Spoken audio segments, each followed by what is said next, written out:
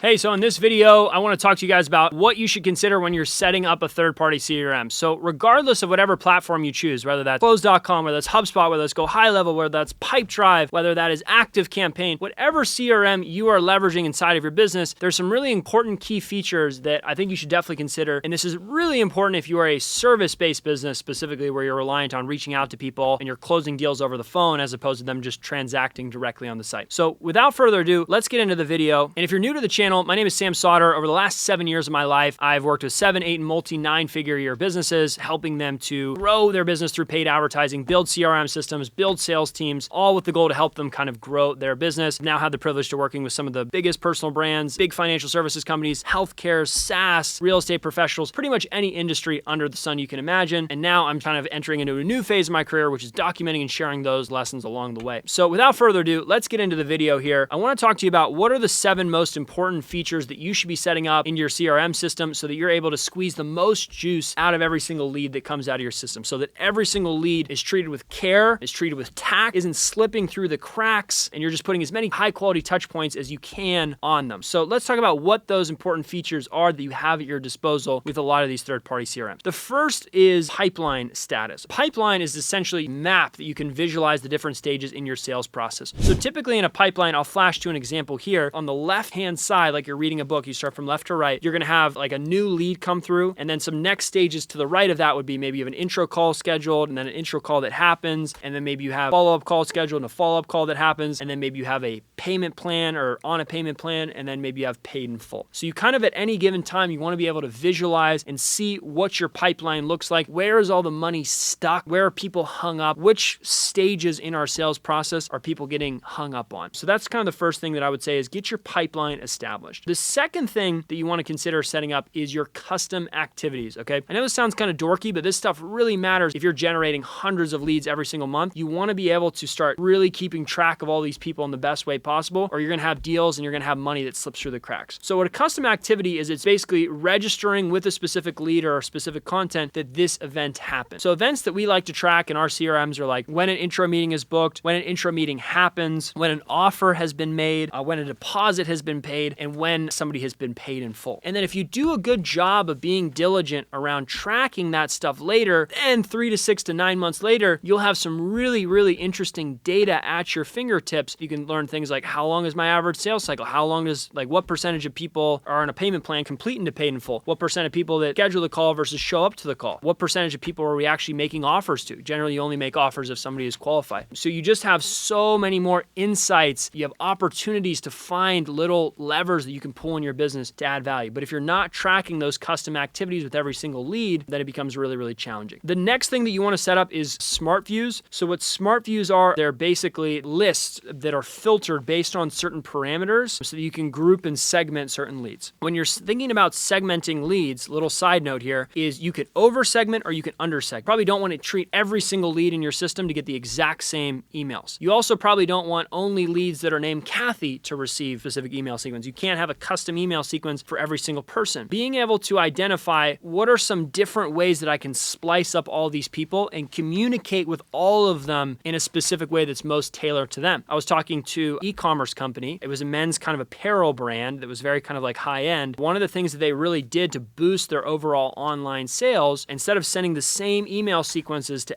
all their customers, they started finding groups of their customers that had purchased one specific product and letting them know that it had come back in stock. Like saying like, hey, your black t-shirt just came back in stock. It's so much better than saying, oh, we have a big spring sale right now that's happening. Nobody really cares about that. Within a sales organization, you're not necessarily gonna have really different offers per se. You're gonna have probably a consolidated kind of product suite, but what you will have is you're gonna have different prospects that are in different stages of the buyer's process. So you might have people that filled out a form expressing interest in this thing, scheduled a call and didn't show up. And if you are able to create a smart view list of like, here's all the people that scheduled a call, are qualified, we're supposed to meet with this person, spoke with this person and didn't show up. Now you can have that smart view list. You can attach a power dialer to that smart view list and you can have your sales team call everybody on that list, say, hey, I noticed you filled out a form a few months ago. You were interested in this specific thing. I'm reading your application here. Does that ring a bell? Yeah, I don't think you ever made it onto that call. Are you still in the market for this? Or what specifically do you think you were most interested in when you filled that out? And now you have a chance to pull them back on the calendar. You just sound very organized. You sound like somebody that's taking the time to be really manual manual and repetitive with all these tasks, but really the CRM's kind of categorizing all of them for you. It's so much better than calling somebody and saying, you filled out a form on our website. Do you remember doing that? Kinda, not really. When you have these smart view lists set up, your sales team is able to meet the person, speak with them in a very, very specific and tailored way that meets them exactly where they are in that sales journey without having to expend the time to doing all that manually. If you've done the first two steps correctly, which is you have pipeline set up and you also have custom activities set up, you're able to create really useful smart views. So for instance, you can say, I want to reach out to all the people that had 3 meetings with us and didn't pay their deposit. And I want to call them every 6 months. So you can say, filter by our last contact has been over 6 months ago. So you can call all the people that had 2 meetings with us that didn't end up paying a deposit, that were qualified, and we haven't touched on them in 6 months. You can have this new list that pops up and populates every morning. You click play, you call those people and says, hey man, I noticed you spoke with Tom a bunch of times, but for whatever reason you didn't move forward. You asked us to follow up with you, later on down the road. How are you feeling about this? Are you still in the market? You want us to remove you from the list? Like, how are you feeling? And you'll be shocked. You'll get so much more receptivity. You'll get so much more receptiveness that you took the time to prepare before you called somebody and bothered them. You're going to get way more sales. You're going to get way more people on the calendar. You set up these smart views and you were able to reach out to every person on that list in a really tailored, very tactful way based on where they are in the sales process. Now, some really common ways that you can filter smart views on are based on the pipeline status, based on the custom activity. You can also filter based on the last contact date. For instance, let's say after somebody pays a deposit, you want to touch on them every 2 weeks to see if they're doing well with their onboarding so they complete their payment plan. You can also filter by lead owner, who owns the lead. There's a million different ways, and most of these third-party CRMs allow you to get really nuanced, really specific on exactly what these smart view lists look like. Then you can just pin them to the top of your sales rep's page so that every morning he wakes up and he knows I'm going to hit this list, then this list, then this list, then this list. He's just able to do it really, really efficiently. The next thing that you typically want to set up when you're thinking about a CRM is you want to set up lead scoring. So if you're generating hundreds or thousands of leads per month, you really want to know which leads should I prioritize. If you have a whale come through the funnel, and let's say you're in a B2B context, this person could potentially send hundreds of thousands of orders through your business per year. You probably want to treat that lead differently than you do from somebody who's barely qualified for your services, wouldn't be able to send a ton of volume your way. You also might want them to speak with a different person. All these CRM systems, you basically have the ability to score different leads and then decide based on their score, who should I pair them with in that sales organization. So maybe if somebody has a certain lead score, you might actually want them to speak with the freaking CEO. Like, holy shit, I'm not going to let my entry-level guy deal with that rep. He should speak directly with me. And then vice versa, you probably don't want all the leads to be evenly distributed to where somebody who's barely qualified is now speaking with the CEO. You want to send them maybe to somebody who's lower in the organization who can kind of qualify, warm them up, see if they can close them on their own. You generally, as a general rule of thumb, you will always do better if you can get the best people to get the best leads. That's generally the way that you want to do it. Very, very hard to retain top sales talent. So making sure that they're getting the best leads possible so they can make the most amount of money so that they can stay, that is very, very important. And that ties into the next thing, which is round robin. With round robin, like I kind of alluded to earlier, you can say, I want to distribute all the leads evenly, or you say I can want to distribute them based on certain parameters. When you're thinking about round robin based on certain teams. So in a lot of the sales organizations that I consulted with and that I've worked with in the past, they would have 3 tiers of sales rep. It was like very entry-level people, medium people, and then there was kind of like the senior closers. Sometimes there was even a 4th rank, which was kind of the executives of the company. And you can basically say if a lead has a certain score, they're round robined evenly between all these people that have kind of an equal sales rank in that specific organization. Next thing that you want to set up is email marketing. Email marketing is really boring. It gets a really bad rap, but 99% of the businesses that I come to are generating tens of thousands new leads per month. It sometimes doesn't even make sense in a lot of times for them to start generating new leads if I don't feel like they're squeezing the juice out of the existing leads. So it's very common that they'll have 100,000 subscribers on the list and they're not even emailing them. And they're definitely not segmenting the leads and sending them very tactful and tailored emails based on that specific customer segment, if that makes sense. Setting up email follow-up, thinking about it and being really thoughtful about how are we going to splice the leads, what's a really good email sequence for these different segments, that's a really important thing, and how you can add value to a lot of these businesses. And then the last thing that I'm typically doing if I'm setting up a CRM system is I want to set up contracts and automations. You'd be shocked at how many sales organizations that I get into where their top sales reps are spending 4 to 5 hours of their day doing admin and kind of repetitive tasks. For peak efficiency, my goal is always trying to increase the percentage of their day where they're in conversation with prospects. Not their amount of time dialing, but their amount of time in conversations with prospects. A lot of times I'll implement a power dialer in their daily workflows where the local area code of the person they're reaching out to, it matches that. So if I'm a 310 area code, they'll call from a 310 area code. And now they'll go from not just being on the phone for 4 hours a day, but now in conversation 3.5 of those 4 hours a day. So it's not just the amount of time they're on the phone, it's how much of their day are they in conversation. We are always trying to maximize the amount of time in their day that they are in conversation. The last thing that we're typically doing is we're setting up those contracts and we're setting up automations and those follow-up emails. After somebody enters a certain stage in the process, they have pre-populated templates, emails, reminder sequences that based on like whatever possible things can happen after a call, whether it's qualified, not qualified, long-term follow-up, short-term follow-up, they're able to click play, add a little bit of a customization to it, click send, and then never need to think about it again, and then go right back on to the next prospect. That's kind of the way you want to be thinking about it. My goal is always to just free those people up so they're able to do their thing and they're not bogged down by repetitive and data entry. And the cool thing about living in 2024 is that anything that isn't really selling or making content or managing people, in my opinion, can be automated to about a 99% degree. So I'm always trying to spend my time on setting up these SOPs, these systems, these automations that just continue to serve our company and pay dividends for months and years on end. So that is pretty much all that I have for you guys today. I'll just quickly go through it one more time. When I'm setting up a new CRM, I'm thinking about the pipeline stages. I'm thinking about custom activities. I'm thinking about smart views. I'm thinking about lead scoring. I'm thinking about email marketing. I'm thinking about round robin. I'm thinking about sales rep post-call follow-up email templates, sequences, and contracts and reminders and things like that, and setting up those automations. But if you can do all of those things for a business, I'd be shocked if you didn't increase your revenue by 10, 20, 30% just based on how many deals are likely slipping through the cracks or not being reached out to in the most tailored, most tactful way. So yeah, if that was helpful for you, if you're somebody that is running an online service-based business and you would love some help setting up your CRM, maybe you want to think about which third-party CRM should I be using. Maybe you have a CRM set up right now and you feel like you're not using it to your best ability, or you think maybe you've outgrown your current CRM and you need to transition to a new one. Wherever you are, I would love to have a quick conversation with you. Below this video, there'll be a quick application where you can fill out some more information on your company. If it's a good fit, myself or somebody in my team is going to reach out. I hope this video was helpful for you. I would love to hear from you. Thanks so much for your time today, and I'll talk to you soon.